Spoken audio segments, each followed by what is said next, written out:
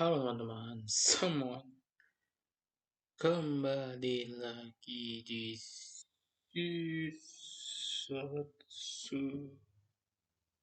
Iya, kita kembali lagi di season dan sekarang kita langsung saja untuk let's talk atau ngobrolin Kakusei Hunter Omega Hon episode 1. Let's go. Oke, teman-teman. Layarnya sudah ada dan kita akan langsung saja memulai.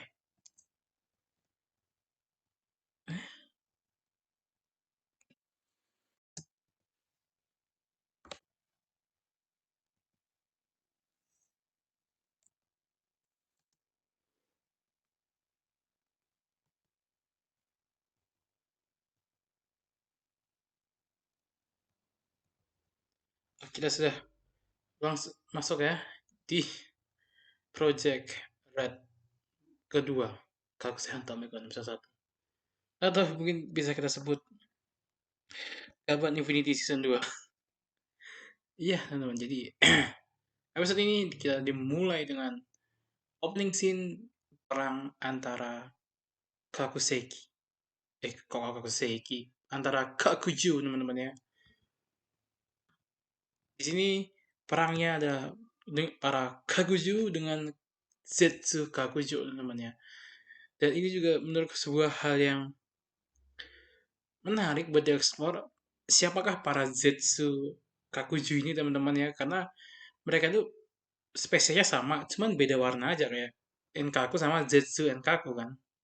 Menarik, dan di sini juga kita dikasih lihat teman-teman, kemungkinan yang kemungkinan besar adalah eh,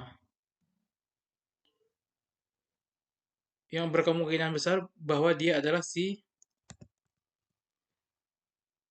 eh, mana ya? Mana sih? Susah ya nyari sininya ya. Nah, yang bukan besar teman-teman ya, bahwa dia adalah Kapten Omega Horn di masa lalu teman-teman. Ini orang yang membuat Kakuseki berpakaian putih. Awalnya aku kira ini kayak perempuan teman-temannya. Aku pikir kayak Yuzare di Ultraman 3. Cuman ternyata pas di close up, oh katanya cowok deh.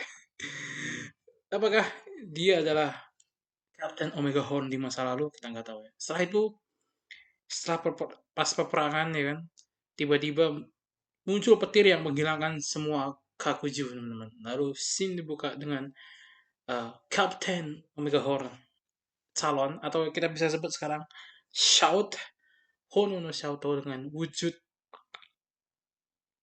perubahannya dia. Nah, perubahannya itu bukan Omega Horn teman-teman ya. Dia mendapatkan title Omega Horn setelah membangkitkan si Enkaku. Jadi itu cuman ya shot pakai pakai armor Iron Man-nya dia yang dia bikin gitu kan. Jadi kita kasih lihat montase yang berpetualang untuk mencari sesuatu. Dan dia tidak sendirian teman. Dia ditemani dengan Ana-chan alias Omega Analyzer, AI yang dibikin atau dibuat sendiri oleh Shout. Dan sini dia mendapatkan Ego Gear teman-teman ya. Lalu apa, tempat dimana dia mendapatkan Ego Gear-nya itu runtuh, tapi Shout berhasil menyelamatkan diri dan dia langsung jalan ke kota untuk menjual barang-barang prasejarah yang dia temukan.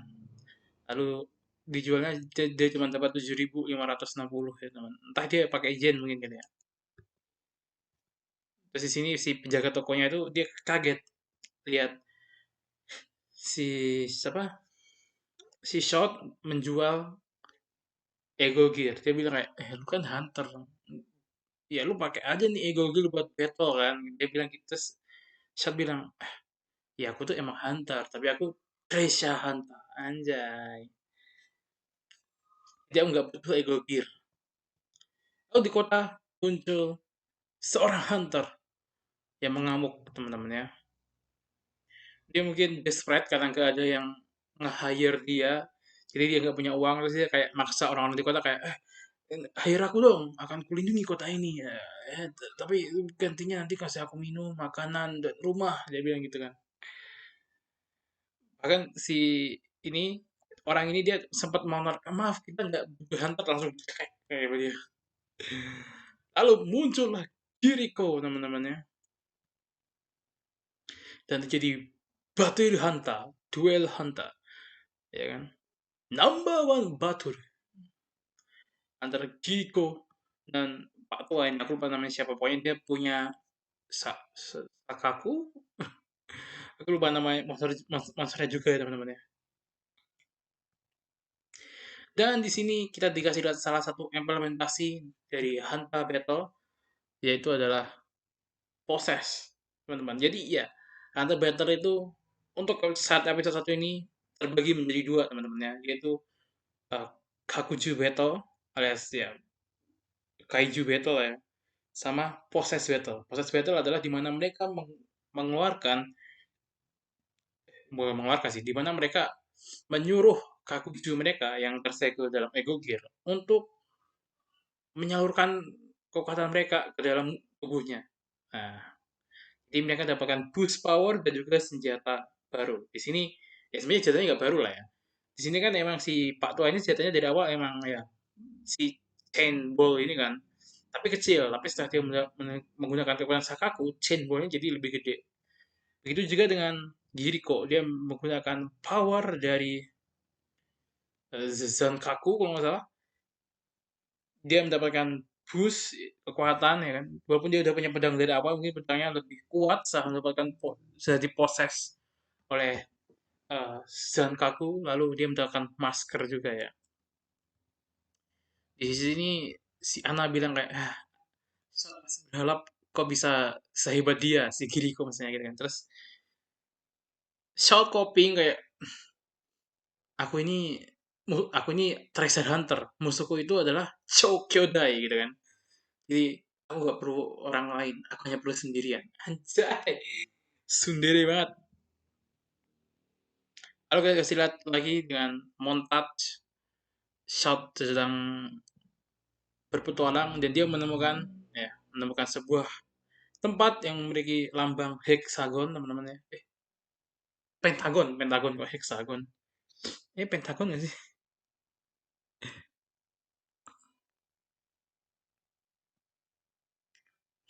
Iya pokoknya antara penta atau hexa lah, aku lupa namanya. Seingat pokoknya ya lambang omega lah.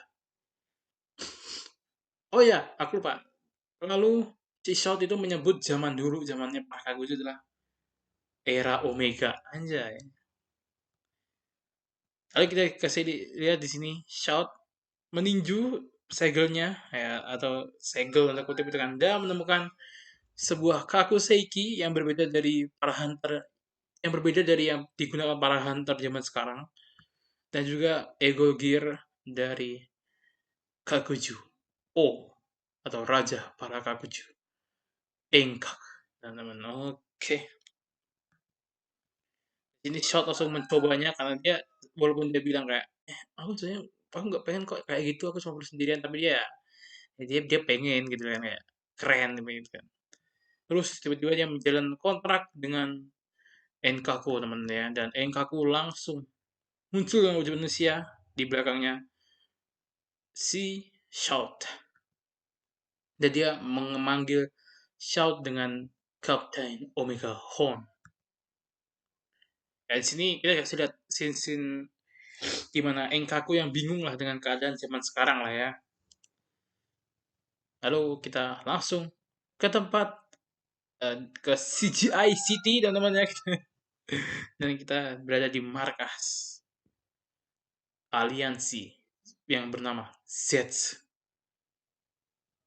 Lalu di sini kita dikasih lihat dengan rival, mungkin antara rival atau villain dalam tanda kutip untuk saya di sini ya, adalah mereka ada para Zets, ada si Berser, Milos, dan juga ada Ivar teman-teman ya. Oh, dan juga Zetsu Kaku jangan lupa. Di sini Ivar bilang kayak, Berser, gimana laporan dari misi? Misinya berhasil, bla bla bla bla bla bla bla. Terus muncul Reichi, teman-teman.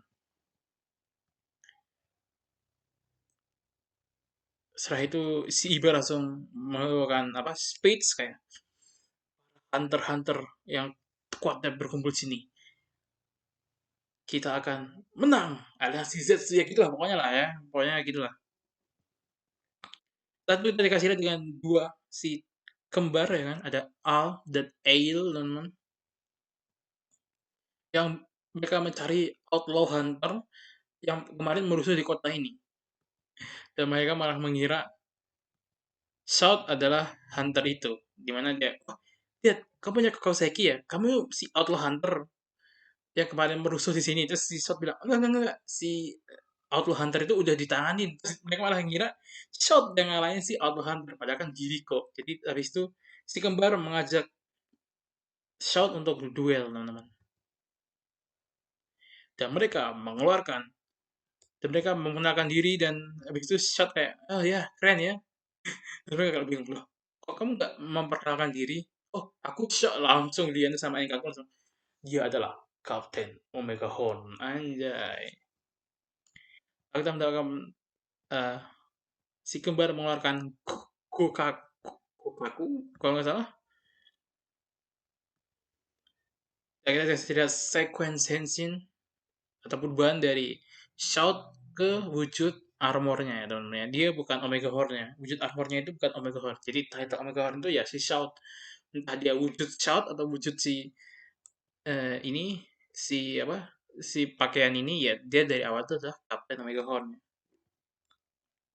Jadi dari awal dia punya wujud ini dan wujud ini tuh bukan Omega Horn yang kalau aku cerna dari cerita ini ya.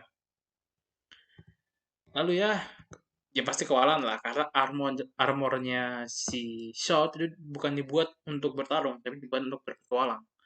Jadi si Anna bilang armornya itu nggak battle ready. Akhirnya Shot memanggil Ink dan ya pertarungannya cepat ya dan Enkaku menang terus ego Gokakunya direbut tapi dikembalikan lagi oleh Shout ke si kembar Al dan Ail ya. Mereka bilang kayak aku ini bukan hunter biasa, aku treasure hunter jadi aku tidak mengikuti aturan kalian. Nah, nih bawa lagi nih, gak butuh katanya. Sebelum ini juga kita dikasih lihat Jiriko yang tertarik dengan Enkaku kayak wah itu aku juga menarik dia bisa berubah jadi manusia gitu. Nah di akhir kita mendapatkan ini namanya Galvarion Trigger yang terdampar. Lalu episode selesai dan episode berikutnya kita akan mendapatkan pertarungan antara Enkaku dan Zetsu Enkaku mungkin karena Zetsu Enkaku muncul ya. Dan juga selain Zetsu Enkaku yang muncul adalah Gaban Luminos dan Dar. Nah, yang keluar adalah jadi ini. Yang keluar adalah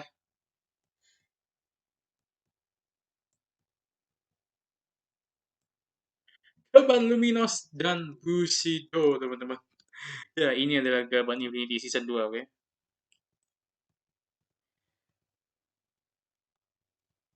Aduh, rusak. Oh, hell no.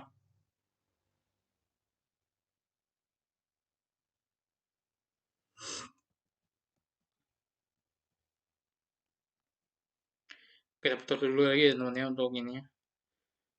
Ya, dan kita mendapatkan ini combine dari Entaku dan Gokaku ya, teman-teman ya. Ada lagi nggak? Uh,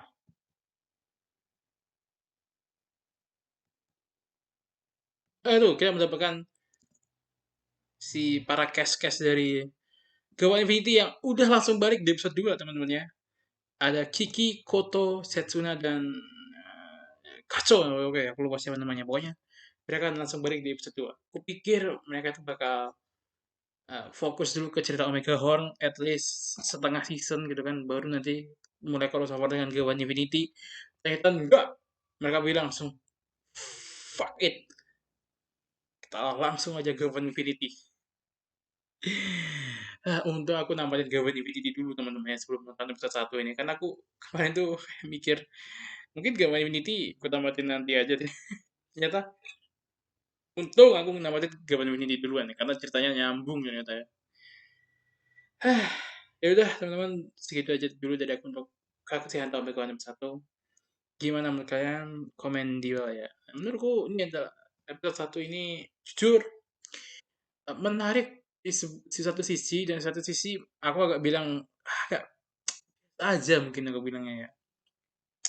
Karena menurutku battle kaijunya tidak semenarik itu aku bilang.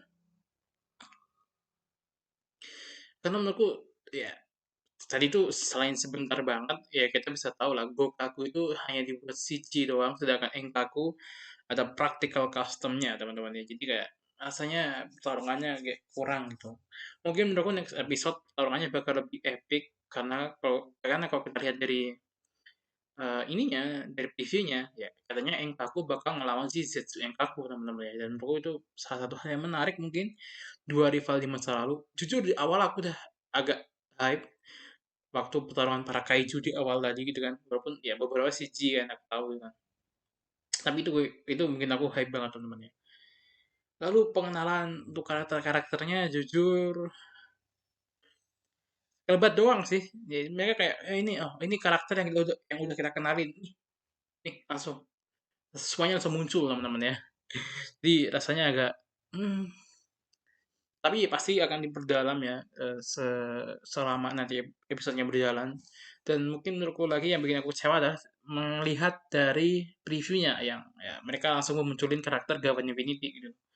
Dan aku nggak masalah kalau cuman Reiji, apalagi Reijinya kan dia kayaknya sedang menyamar ke kubunya Ivan teman-teman ya, menjadi Teppeki no Reiji. Menurutku itu bakal lebih, nanti kan fokus ke cerita Omega Horn dulu menurutku, terus habis itu makin lama makin di reveal soal Reiji ini sebenarnya siapa, dan tiba-tiba boom Gavan Infinity, tiba-tiba bam collab gitu kan. Itu menurutku bakal lebih oke sih. Dan aku nggak tahu ya nanti konsep collabnya gimana, karena yang kita lihat armornya dari Shout itu tuh bukan armor untuk bertarung gitu kan, itu armor penjelajah. Terus nanti kayak collabnya gimana?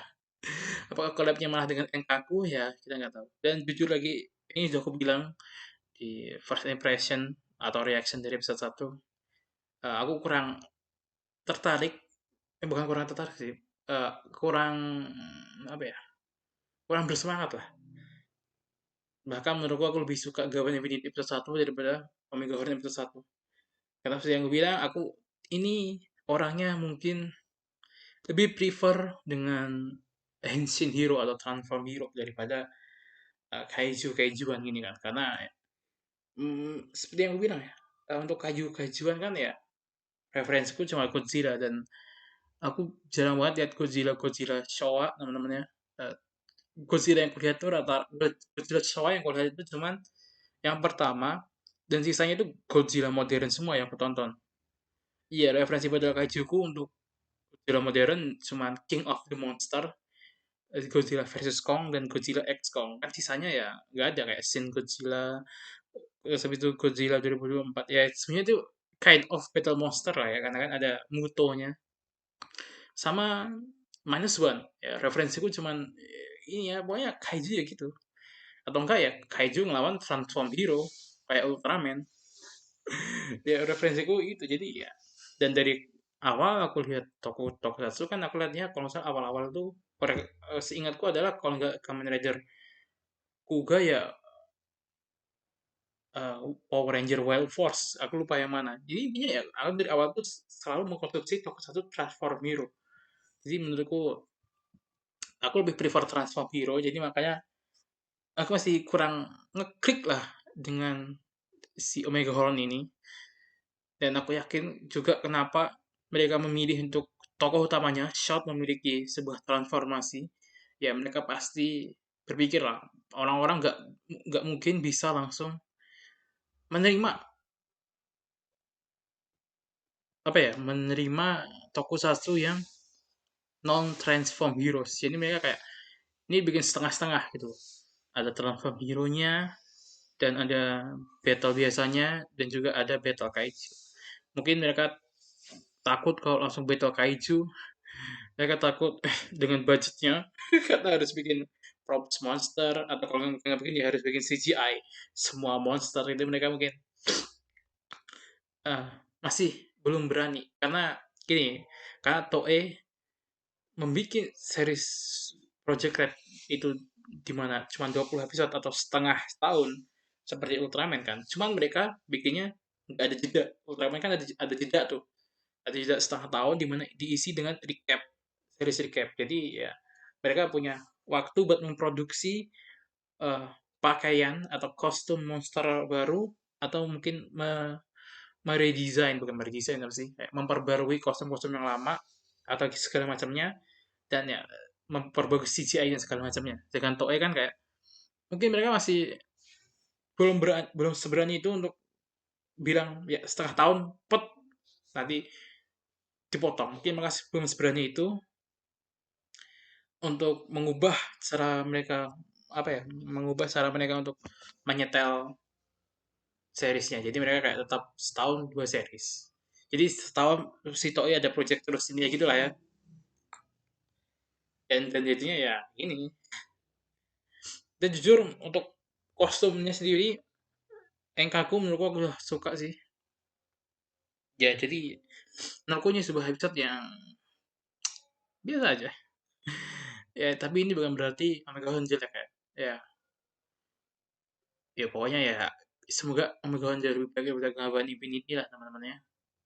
Karena jujur Gavan Infinity itu sebuah kekecewaan. Ya walaupun Gavan Infinity sebenarnya kalau kita pikir nggak sejelek itu, cuman ya sebuah kekecewaan aja sih menurut Gavan Infinity itu. Kekecewaan yang gitulah pokoknya lah. Ya udah, ya bagi ini video. Bye bye.